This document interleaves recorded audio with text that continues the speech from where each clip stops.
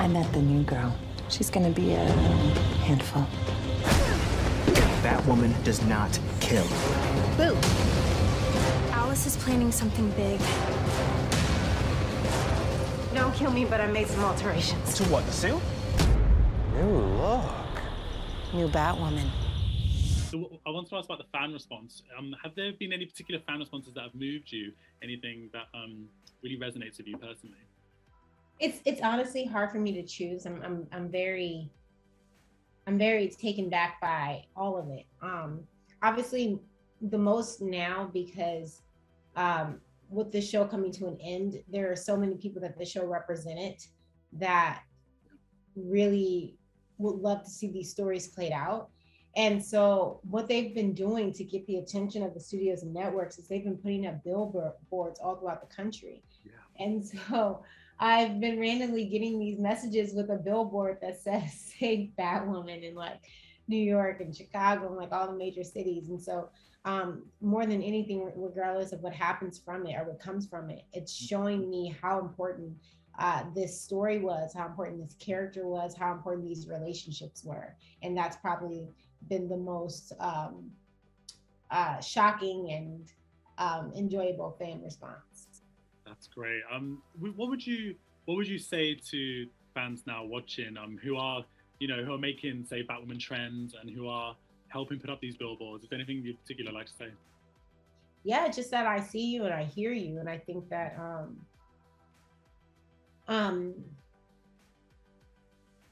what the show means, what the character means, it's being able to finally see yourself. It's never been done. We have not had a female Black lead as a title for a superhero show. We just haven't had it yet. And to top it off, she's also gay. And I think that that's just such a beautiful, combination of diversity in a way where you're able to really represent a vast community of people that have not been able to see themselves. So my words to those fans are, I see you.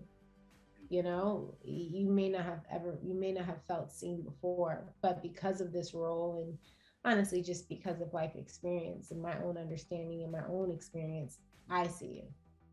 I love that. And I'm sure that'll mean a lot to people hearing it, because there is such a passion very clearly, online every day still. So yeah, thank you for that. I wondered, if season 4, if it does get saved, if season 4 does happen for some reason, what would you like to see moving forward? What would you hope for in the future? Obviously, the fans would love to see more Wildmore, which is Sophie and Ryan, and I think Megan and I also would love to continue to play that love story.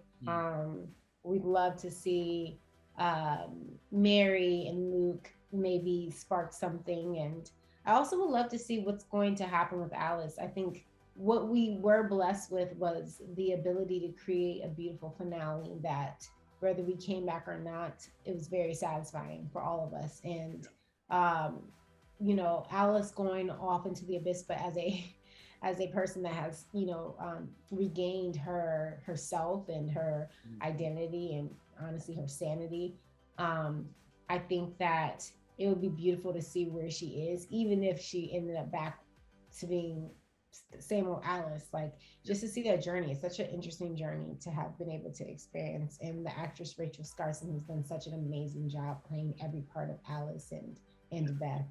Yeah, exactly. She's phenomenal too. I would love to see more of that in the future, hopefully. I wondered, obviously there is these campaigns going on and there's talk about, HBO Max potentially and things. Are you still kind of waiting and hoping to hear more about Batwoman, or are you at a point where you enjoyed what you did, but you're kind of looking more to other future projects instead now? I'm just very present. I can't speak for anything outside of literally this conversation when it comes to that part of my life, like career. It's so abundant, and it has been so abundant that it's more exciting to just stay present and allow whatever's supposed to happen to happen. you know, if it came back, if the fans were able to bring it back, I would be just as excited to do it. And if it doesn't come back, I would just be as excited to move on to a new character. You know, I'm young in this specific industry, and I have so much I haven't done yet. And I'm never going to play any one character for my entire career. So it's like, when it's over, and it's time to move on to something different. But if it's not over, I'm also okay with playing with it, you know, a while longer. So either way, I'd be fine. What doors do you think Batwoman has opened up in terms of for yourself, and then also kind of on an industry scale? I think on an industry scale, we showed that, obviously, and I've said this before, and especially in recent interviews, but then also looking at Black Panther and how the sales of the box office sales and the merchandise, and honestly the cultural movement that came after and came from Black Panther, how what that movie showed was how there is a space for Black superheroes and Black comics and blurred life. And so coming on the heels of that as Batwoman, we also showed that there's a space for it in television. There's a space for it to exist once a week, every week. And there's a community for it. And that community doesn't all look like Ryan. There's just people. That's what I love about Ryan. She has so many boxes that she checks. It allows the community not to have to look like her. It's just all about her. Like I've had conversations with fans that have grown up in the foster care, world. And I've had fans that tell me, something else that's very similar to Ryan's life that equates to their life. So I think that to answer your question, the doors that were open from Batwoman were really doors to show the higher ups, the big wigs, that there is a space for Black superheroes, there's a space for women superheroes, there's a space for gay superheroes, there is a space for all of us, and let's continue to show that diversity. And I think that our network did an amazing job. A lot of people don't know this, but there's so many things behind the scenes of what can keep a show on air, and a lot of times it doesn't have anything to do with what we think it has to do with. And so with that, I applaud and commend CW and WB for deciding, like, you know what, instead of recasting and putting a Kate Kane character in there, which sometimes can always feel so weird if you're a fan of the show, let's bring in a character that we haven't heard a voice from yet. And to be able to be that character in this part of my career, honestly, it's such a beautiful platform to stand on. Yeah, definitely. It's so impactful to watch for so many people, and I loved it as well personally. Something I really loved in particular about season 3 is I really felt a lot of the queer content really came to the forefront. Like you said with Wild Moore, but then also with Renee Montoya and everything. I wondered, what did that mean for you to kind of embody that, but also be a part of that wider story for you personally? What did that mean for you? To embody it felt very natural. We were just surrounded by such beautiful feminine power on that show.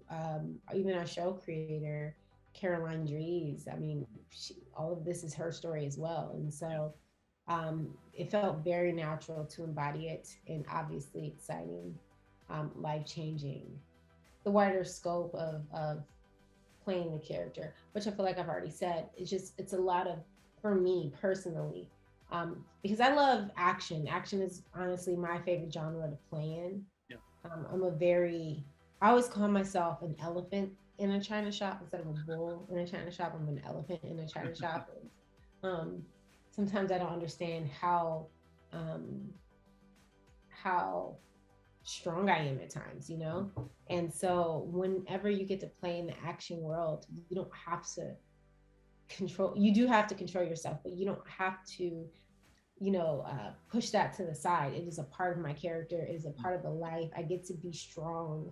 I get to be powerful. I get to be equipped and knowledgeable about guns and fights and things like that, and weaponry. And so in the wider scope, I really got to play a dream role of mine. And I feel like it kind of set the path for more of those roles to come. And so I look forward to just honestly an abundance of that type of story being told in my career.